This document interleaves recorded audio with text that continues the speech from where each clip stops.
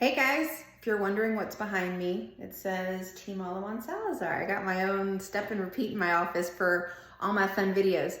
But you guys probably noticed this week that I sent out an invitation to a class I'm teaching in March. I'm calling it Everything Appraisals, kind of like Everything Bagel, but it's appraisals.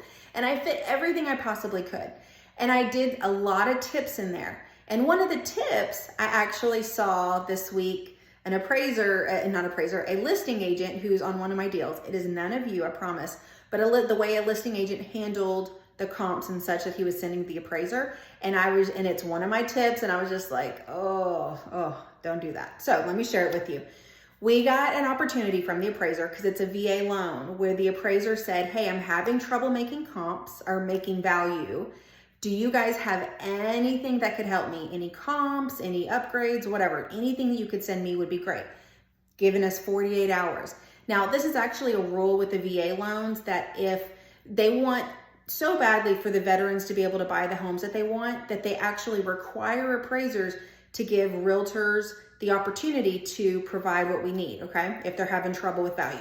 So when we sent this to the listing agent, the listing agent immediately was, like, oh, let me see what I can get, and got something together and sent it over. Got it. Okay, so now we've sent it to the appraiser. We'll send it to the appraiser for you. Got it, get it all to the appraiser. 2 hours later, another email. Hey, I found another comp. Can you send this one to the appraiser too? Okay, so we got to get this to the appraiser. But in my class, my tip is put all of this together, make it look your package look as beautiful as you possibly can one time, because you got one shot with that appraiser. Because you may have, if that last comp that he decided to send over may have been the comp that, wins the value up. But the problem is that we're dealing with human nature here, and we sent one email back with stuff, and maybe the appraiser's already reviewed it, and maybe the appraiser's like, okay, we're done. Let's finish. I got to get to the next appraisal. And now we're sending another one. And that's frustrating, right? I think in life, we've probably all dealt with that, where somebody sends us something and they're like, oh, wait, can you add this to it too? And that's just like, yeah, I was already mentally done with that file, but sure.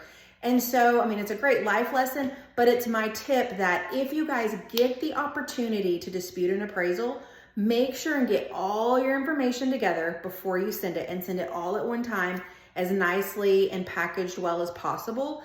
All the information that you can, and you'll get a much better response than if you piecemeal stuff, because I just noticed appraisers do not love that. So I don't anticipate that appraiser loved the second email. I haven't gotten the results yet from that appraiser, but when I saw that, I was like, I gotta tell my real estate friends about this, because it is in my class. And I hope all of you guys can come to my class.